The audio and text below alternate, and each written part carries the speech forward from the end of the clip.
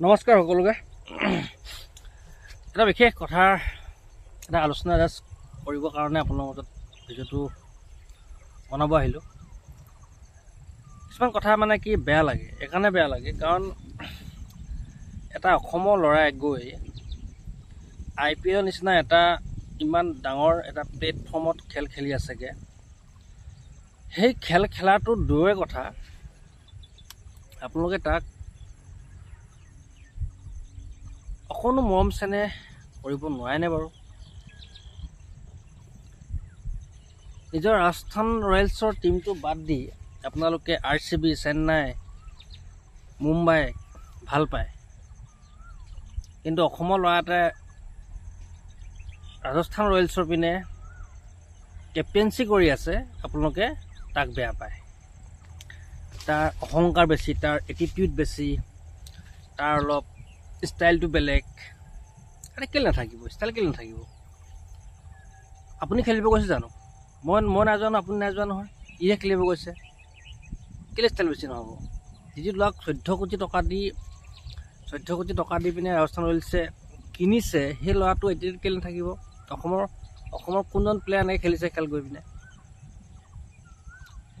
কোনো নাই খেলা, কিন্তু সি খেলিছে। কিন্তু সি খেলাটো দূৰৰ কথা, সি কিন্তু কেপ্টেইনচিও কৰি আছে এটা টিমক, এটা ইমান হাই ক্লাছ টিমক, যিটো ব্ৰেইন ভেলু হৈছে এতিয়া 16,000 কোটি টকা। বৰ্তমান কোনোবা কিনিছে 16,000 কোটি টকাত কিনিছে, কিন্তু ইমান ডাঙৰ এটা ফ্ৰেঞ্চাইজিৰ লগত জড়িত হৈ কেপ্টেইনচি কৰি থকাটো বহুত ডাঙৰ কথা। তাৰ লেভেল বাঢ়িবই ন। আপোনালোকে তাত হিংসা কৰি কিবা কৰি একো লাভ নাই, কাৰণ আমি অসমীয়া হিচাপে আমি তাক ছাপোৰ্ট কৰিব লাগে, তাক আমি ডাউনফল মানে কি তাক ডাউন কৰিব লাগে। মানুহৰ খেলৰ জীৱনত মানুহৰ উথন পতন থাকিবই, খেলত হৰা জিকা থাকিবই, মানুহৰ নিজৰ কিছুমান ষ্টাইল থাকিবই। যাৰ যিটো ষ্টাইল, যাৰ যিটো খেলৰ এটা অঙিয়া ভঙিয়া থাকিবই, সেইবিলাক। সেইকাৰণে কাৰোবাক আপুনি কিবা তাৰ নিজৰ হেৰিটো চাই, তাৰ নিজৰ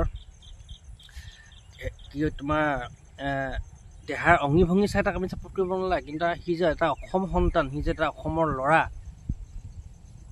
সি এটা অসমীয়া ল'ৰা, অসমৰ গাত তেজ থকা ল'ৰা, সি তাত যে এটা ইমান 1000 কোটি টকাৰ এটা ফ্ৰেঞ্চাইজিৰ লগত জড়িত হৈ কেপ্টেইনচি কৰি আছে, তাত সেইটো বহুত ডাঙৰ কথা, বিশেষকৈ আমাৰ অসমৰ কাৰণে। তাৰ কাৰণে এতিয়া ইণ্ডিয়া টিমতো সি ভাইচ কেপ্টেইনশ্বিপ পাইছে, কেপ্টেইন পাইছে আপোনাৰ কি কয় তিলক বৰ্মাই। সেইটো কি আমাৰ কাৰণে এটা ভাল নহয় নেকি? আমাৰ কাৰণে এটা কি ভাল খবৰ নহয় নেকি? কাইলৈ সি ইণ্ডিয়া টিমতো মানে ডাঙৰ টিমটোতো সি কেপ্টেইনচি কৰিব। তাৰ ভৱিষ্যতটো বহুত উজ্জ্বল, বহুত ভাল ভৱিষ্যতটো। তাক ট্ৰল কৰিবই, ট্ৰল কৰিবই। যোনে তাক দেখিব নোৱাৰে, সি তাক দেখিব নোৱাৰা হ'বই। কাৰণ যাৰ গাত প্ৰতিভা আছে, যাৰ গাত ইমান এটা প্ৰতিভা সম্পন্ন এটা গুণ থকা ল'ৰা, সেই ল'ৰাটোক যদি আমি ছাপোৰ্ট নকৰোঁ, তাহলে সি কেনেকৈ ইণ্ডিয়া হৈ খেলিবগৈ? আমি যদি অসমত তাক ছাপোৰ্ট নকৰোঁ, আমি যদি অসমত যিটো পৰিৱেশ হ'ল, বৰ্ষাপাৰাত যিটো পৰিৱেশ হ'ল RCB আৰু ৰাজস্থান ৰয়েলছৰ খেলত, খেলত তাক ছাপোৰ্ট কৰিব লাগে নে RCB ছাপোৰ্ট কৰিব লাগে? RCB ছাপোৰ্টাৰ কিমান আছিলে, ৰাজস্থান ৰয়েলছৰ ছাপোৰ্টাৰ কিমান আছিলে? সেইবিলাক কথা মানে কি, তাৰো বেয়া লাগিব দিয়কচোন। সি নিজৰ ঘৰখনত খেলিবলৈ আহিছে, এটা বাহিৰৰ RCB লগত খেলিবলৈ আহিছে, তাৰ ছাপোৰ্টাৰ নাই। বেছিকৈ আপোনাৰ ছাপোৰ্টাৰ RCB, মুম্বাই ছাপোৰ্টাৰ বেছি। এইবিলাক বেয়া লাগিব যিমান যি হ'লেও। সেইকাৰণে আপোনালোকে নিজৰ ল'ৰাটোক ছাপোৰ্ট কৰক, নিজৰ অসমৰ সন্তানটোক ছাপোৰ্ট কৰক, নিজৰ অসমৰ সন্তানটোক সদায় উৎসাহ দি যাওক। আপুনি একো কৰিব নোৱাৰে, মই একো কৰিব নোৱাৰোঁ উৎসাহ দি, নিজে খেলিব লাগিব, নিজে কৰিব লাগিব। কিন্তু তথাপিও আমাৰ ফালৰ পৰা যিকণ কৰিব পাৰোঁ আমি সেইকণো তাৰ কাৰণে কৰা নাই। মানে আমি কৰিব লাগে। আৰু ক্ৰিকেট এটা এনেকুৱা এটা বস্তু হৈ গৈছে, ইমান এটা ডাঙৰ এটা প্লেটফৰ্ম হৈ গৈছে। কাইলৈ চাব, ক্ৰিকেটত ৱৰ্ল্ডত 1 নম্বৰত থাকিব, ক্ৰিকেট খেল থাকিব। ইমানে এটা পইচা থকা ক্ৰিকেট, মানে পইচা থকা এটা গেম। মানে নিজৰ ল'ৰাটো ছাপোৰ্ট কৰক সদায়। আমাৰ সন্তান, আমাৰ ককাই ভাই আমাৰ ভাই ককাই আপোনাৰ পুত্ৰৰ নিচিনা, মোৰ দাদা ভাইটিৰ নিচিনা, এনেকুৱা নিচিনা। সেইকাৰণে যে ল'ৰাটো ছাপোৰ্ট কৰক। আৰু আমাৰ নৰ্থ ইষ্টততো ক্ৰিকেট টীম নাই ন, নৰ্থ ইষ্টততো IPLৰ টীম নাই, সিয়ে খেলি আছে। আগতে আমাৰ অসমৰ এজনে খেলিছিলে, আবু নিছিমে খেলিছিলে, কিন্তু আবু নিছিমে খেলিলে কি হ'ব, তেওঁ বেছি সফল হ'ব নোৱাৰিলে।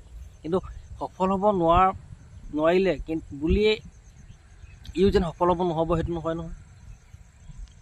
ই কেলৈ সফল নহ'ব? ইমান ধুনীয়া এটা প্ৰদৰ্শন কৰি আছে। মানুহৰ খেলত এদিন বেয়া হ'ব, এদিন ভাল হ'ব, থাকিবই সেইবিলাক। কিন্তু সেইবুলিয়ে যে আপুনি তাক এটিটিউডটো বেছি, অহংকাৰ বেছি, ষ্টাইলটো বেছি দিয়ে, সেইটো নহয়। মানুহৰ কিছুমান থাকে ঘাট প্ৰতিঘাত, সেইখিনি এতিয়া শিকিছে লাহে লাহে। সি তাৰ নিজৰ ওপৰত কাম কৰি আছে, সি ভাল হ'ব এদিন। আৰু নিজে সেইটো অকণ বিবেচনা কৰিছে ন, তাকতো বহুত চৰ্চা, কমেণ্ট্ৰিৰ পৰা আদি কৰি আপোনাৰ প্ৰত্যেকজন খেলুৱৈ নহয় কি, প্ৰত্যেকজন আপোনাৰ খেলৰ বাহিৰত থকা ব্যক্তি তেওঁৰ ওপৰত চৰ্চা। ভাল কৰিলে কোনো চৰ্চা নকৰে, যেতিয়া বেয়া এটা কৰিব তেতিয়া সকলো চৰ্চা কৰিব। সেইকাৰণে আপোনালোকে ছাপোৰ্ট কৰক, ৰাজস্থান ৰয়েলছক ছাপোৰ্ট কৰক, বেলেগকো ছাপোৰ্ট কৰক, ক'বলৈ একো নাই। কিন্তু তাক সেইখন যেতিয়া তেওঁলোকৰ খেল থাকে বা আমাৰ ল'ৰাটো যেতিয়া খেলি থাকে, ৰিয়ান পৰাগে যেতিয়া খেলি থাকে, তাক ছাপোৰ্ট কৰক। এটা গৌৰৱৰ কথা, আমাৰ অসমৰ হৈ ইমান ডাঙৰ এটা ফ্ৰেঞ্চাইজিৰ লগত জড়িত হৈ খেলি আছে, কেপ্টেঞ্চি কৰি আছে, আমাৰ গৌৰৱৰ কথা। এই গৌৰৱটো